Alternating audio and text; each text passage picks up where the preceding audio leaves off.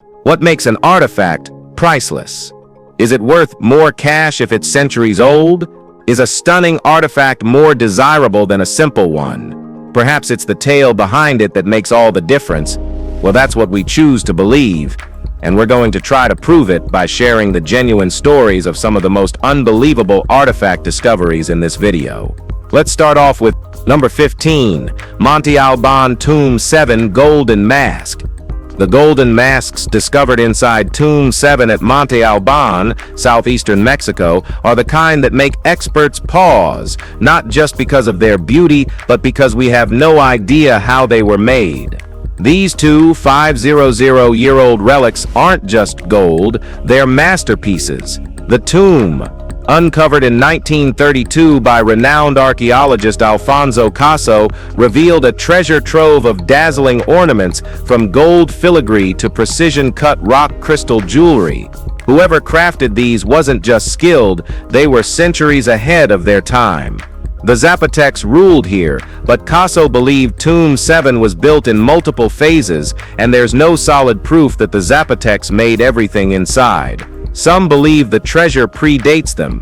What's certain is the craftsmanship involved, the techniques, the aesthetic, it's all unmatched. The site remains one of Mexico's most significant archaeological finds, and those eerie gleaming masks, they're not just art. They're unanswered questions, staring back through time with gold-plated silence. Number 14. Stone carvings on Bornholm.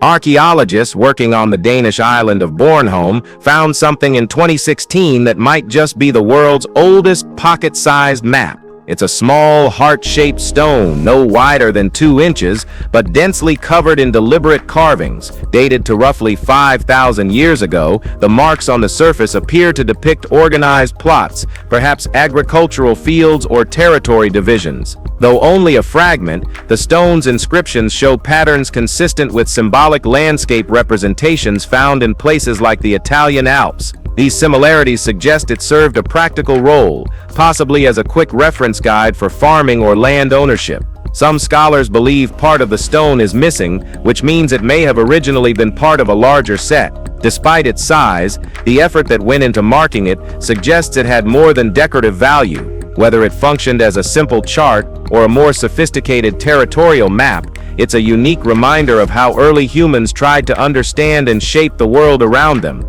Number 13, the Glauberg Prince. The Glauberg archaeological site in Hesse, Germany has long been recognized as an important Celtic center, but one discovery stood out above the rest, the so-called Glauberg Prince.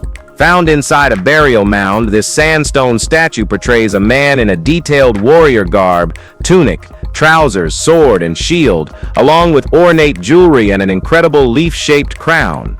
The statue likely represents a real Celtic leader or noble buried beneath it, captured in idealized form. What makes the piece especially valuable is its condition. Most such grave goods made of metal or wood have decayed over the centuries, but this stone figure has endured, offering one of the only full-body depictions of a Celtic elite. Some scholars believe the crown may represent a headdress, while others suggest it depicts a unique hairstyle, stiffened with lime and tree sap to make the warrior appear taller. Either way, the statue offers unmatched insight into Iron Age Celtic society, power symbolism, and self-image. Few relics capture history with this much clarity. Number 12. The Duenos inscription. Latin may be ancient, but the question is, how ancient is it really? The Duenos inscription offers one of the earliest surviving examples of Old Latin ever found. The text is etched onto 3 small conjoined vases called cairnos, discovered in 1880 by German archaeologist Heinrich Dressel near Rome's Quirinal Hill. The artifact now resides in Berlin's Staatliche Museen. Scholars agree that the text dates back over 2,700 years, yet its exact meaning remains elusive. The script contains no spacing between words, and several characters are either unclear or damaged, making translation nearly impossible. Dozens of interpretations have been proposed since its discovery, none of which have reached scholarly consensus. The unbroken flow of letters, combined with its unusual placement on a religious vessel, only adds to the mystery. While most Latin inscriptions are easier to decode, this one stands apart for its complexity and ambiguity. Ongoing research continues, but until a definitive breakthrough occurs, the Duenos inscription remains an undeciphered glimpse into Rome's linguistic beginnings. Number 11. Elihana sits, seal stone. Before written languages existed, seal stones and rings served as a person's signature, proof of identity.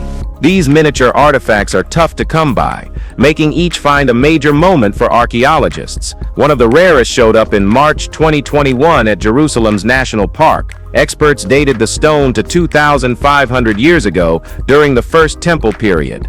What makes it truly exceptional is its owner, a woman named Elihana Bat Gael. Her name, along with her father's, is engraved on the seal. That tells us she wasn't just a figure in someone's house. She held legal standing, possibly owned property, and conducted business on her own. It's likely this seal was originally mounted in a ring, though the ring itself hasn't been recovered. The inclusion of her father's name also implies his status outweighed that of her husband, placing Elihana as the central figure of her family. For now, the artifact speaks for her, but we wish history had left us more of her story. Number DC. Urbano Monte sits, impossible map. Very little is known about Urbano Monte, the Italian cartographer responsible for one of the strangest maps in history. He was born into Milanese nobility and clearly had a fascination with geography. That much is obvious from the map he left behind. Completed in 1587, it consists of 60 separate sheets of paper that, when joined, form a circular world map measuring 27 square feet. It places the North Pole at its center, an orientation no other Western cartographer was using at the time and few use today. His depiction of Japan is especially odd. It runs east to west instead of north to south, yet the place names are accurate and the geography is surprisingly detailed despite the fact that Monte never visited Asia. His map includes regions and references that were completely unknown to most Europeans of his era. How he obtained that knowledge has never been explained. The scale, detail, and layout of his work are so advanced, it still puzzles scholars more than 4 centuries later. It's like playing GTA 6 in 2025. Number 9. The Ancient Korean Love Letter. In November 2013, archaeologists in Andong City, South Korea, uncovered a tomb containing the mummified body of a man named Tae. He belonged to the powerful Gosang Yi clan and died 553 years ago. But it wasn't the mummy that made headlines, it was the collection of letters buried with him. The most devastating was penned by his pregnant wife, a handwritten message from a woman crushed by grief. She wrote in Old Korean, revealing her sorrow, her disbelief, and her desperation. She begged him to visit her in dreams. To answer her, how could he leave her like this? The raw pain laced through the writing is as haunting as the preserved body beside it. Scholars can't say exactly how Yi died, but the letter makes it clear he died young, likely before meeting his unborn child. It reads like a tragedy straight out of a play, but every word is real. A love interrupted by death, buried in silence, and reopened centuries later. Number 8. The Muisca calendar. Before the Spanish arrived, the Muisca people of Colombia had a flourishing culture and a surprisingly complex understanding of time. Though much of their history was lost during colonization, their lunar solar calendar survives through several artifacts. This calendar divided time into 3 cycles: rural years, sacred years, and common years. A typical year included 20 months, each 30 days long, based on the belief that 20 was sacred, matching the number of human fingers and toes. Rural years followed seasonal patterns, spanning 12 months.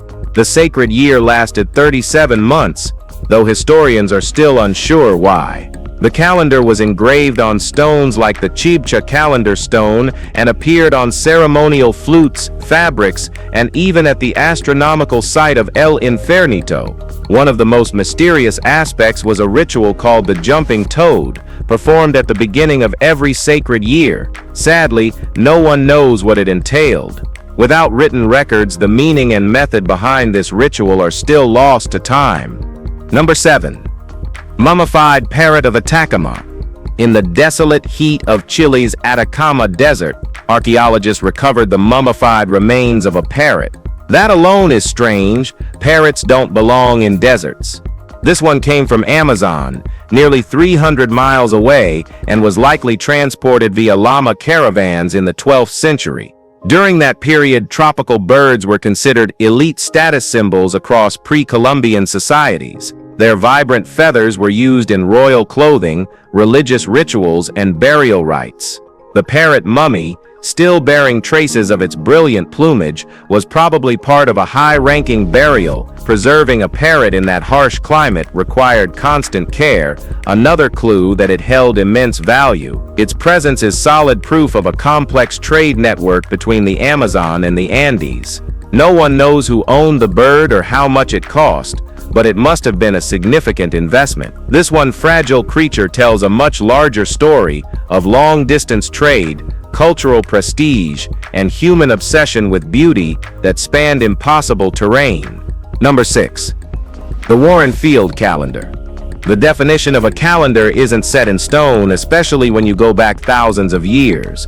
But if we're talking about the earliest known attempt to track time, the monument at Warren Field in Scotland holds a strong claim. This site consists of a series of 12 pits, each once holding a timber post, arranged in a crescent arc. Together they align with the lunar cycle, allowing the people who built it to track months and prepare for seasonal changes, especially vital for hunters waiting for migrating animals. The alignment would have helped early societies plan food storage, movement, and survival strategies. What makes this site remarkable isn't just that it worked, it's that it's so old. Radiocarbon dating places it at roughly 10,000 years old. That predates every known calendar-like structure by at least 5,000 years. It may look primitive by today's standards, but for the Mesolithic people of Scotland, this was highly functional. Number 5. Medieval birthing girdle. Childbirth has always been dangerous, but in the medieval world, it was a survival against the odds. Without anesthetics or sterile equipment, women turned to faith. That's where the birthing girdle comes in. A 500-year-old parchment strip, held at the Wellcome Collection in Cambridge, England, was put under biomolecular analysis in 2021, and the results were striking. The parchment contained cervical fluids and human proteins, confirming it had been worn during labor, not just clutched in prayer. Covered in blessings, invocations, and holy texts, the girdle was essentially a wearable prayer scroll offering divine protection during birth. The evidence shows it was used multiple times, likely passed between women or reused within families. Was it clean? Not by today's standards. But for a medieval mother, it might have been her only shield against death. Historians have long debated whether such relics were ever actually worn. Now the mystery is settled. Faith was sewn into every painful breath of labor, and it left a trace behind. Number 4. The Pope Sip's Golden Coach. Between 1700 and 1721, Pope Clement XI presided over the Catholic Church during a time of opulence. Among his most extravagant possessions was the Coach of the Oceans, gifted to him in 1716 by King John V of Portugal. The coach was part of a diplomatic package, 15 elaborately designed carriages, 5 of which followed an oceanic theme. This particular coach was the crown jewel. Coated in gold and lined with scarlet velvet, its frame is covered with gilded carvings and gold thread embroidery. More than just transport, it was a moving monument to power, faith, and royal flattery. Portugal, hoping for increased influence and favor from the Vatican, made sure the gift was impossible to ignore. The coach's flamboyant style reflects the grandeur of European courts in the early 18th century, aesthetic over practicality, ceremony over comfort. Versions of this design still appear occasionally in British royal ceremonies, but none match the sheer theatrical brilliance of the Pope's golden ride through politics and piety. Number 3. Zvi Ben David Set's Amulet. 11-year-old Zvi Ben David was hiking with his father along Nahal Habsor in Israel's Negev desert when something small caught his eye, a tiny object peeking through the soil. That unassuming discovery turned out to be a 2500-year-old fertility figurine from the First Temple period. Though worn by centuries of wind and sand, the delicate features of a woman holding a child to her chest are still visible, her eyes, nose, headdress, and embrace. Standing barely 3 inches tall, the artifact was likely molded from clay and cast in a standard form.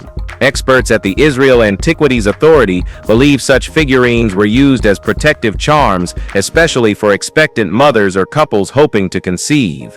These amulets weren't rare in that era, but each one carries personal significance. They were believed to promote health, safety, and fertility, and may have been paired with other charms to ward off evil spirits. Zvi's lucky find connects him directly to a quiet but powerful tradition of hope, family, and ancient belief. Number 2. The golden pectoral of Tovsta, Mohyla. Unearthed in 1971 from a burial mound near Pokrov, Ukraine, the golden pectoral from Tovsta, Mohyla is one of the most extraordinary pieces of ancient jewelry ever found. Despite its Scythian imagery, scholars believe it wasn't crafted by the Scythians themselves but by Greek artisans in Panticapaeum, modern-day Crimea. The pectoral is not made from one solid piece of gold but is a meticulously assembled composition of individually cast elements, all joined through advanced soldering techniques. Its intricate design includes scenes from daily life, mythological creatures, and floral patterns, blending both cultures into a single object. It likely belonged to a Scythian elite, perhaps a tribal leader, who commissioned the piece from foreign craftsmen renowned for their skill. The mix of styles and the level of detail reflect not only wealth but diplomacy, a statement of power across borders. Now displayed in Kyiv, this 2400-year-old breastplate remains a rare example of how two very different cultures intersected through art and gold. Number 1. Roman price list. Inflation isn't a modern problem, it's haunted economies for as long as money has existed. The Romans tried to tackle it head-on. In March 2021, archaeologists near Muisca, Turkey, uncovered a rare set of inscriptions in the ruins of Stratonicia, dating from the Roman and Hellenistic periods. Among them was a surprisingly straightforward artifact, a price list. Over 200 everyday items, groceries, household goods, are listed, and every price has a cap. Sellers could charge less but not more. It's clear this wasn't just record-keeping, it was Roman economic policy in action. The list was part of an attempt to suppress inflation by legally fixing maximum prices. It might sound crude, but it probably worked. Alongside the inscriptions, a calendar fragment was found using a dating system that, if followed, would place our current year at 3505. Historians are still sorting that out. But one thing is certain, the ancient world wasn't clueless about markets. They were already trying to control the cost of living centuries before Wall Street existed.